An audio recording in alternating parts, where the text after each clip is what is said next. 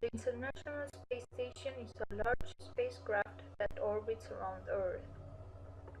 It is also a home where astronauts live. The space station is a science lab. Many countries worked together to build it, and they also work together to use it. The space station is made of many pieces, which were put together in space by astronauts.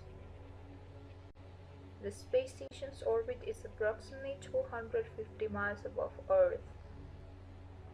The ISS is used to learn about living and working in space and will help NASA explore it. A Russian rocket launched the first piece of the International Space Station in 1998.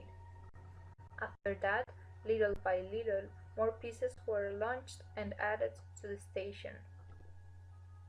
2 years later, it was ready for people to be able to live there, and the first crew arrived on November 2nd, the year 2000. People have lived on the space station ever since. The ISS has been expanding over the years until NASA and its partners around the world finished the space station in 2011. The space station is as big inside as a house, with 5 bedrooms, 2 bathrooms, a gymnasium, and a big bay window. 6 people are able to live there. It weighs almost 1,000,000 pounds, and it is big enough to cover a football field, including the end zones. It has science labs from the United States, Russia, Japan, and Europe. The space station has many parts that are called modules. The first ones had parts needed to make the space station work, and astronauts also lived in those. Modules called nodes connect parts of the station to each other. Labs on the space station let astronauts do research. On the sides of the space station are solar arrays which collect energy from the sun. They turn sunlight into electricity. Robot arms are attached outside and help build up the space station. They also can move astronauts around outside and control science experiments.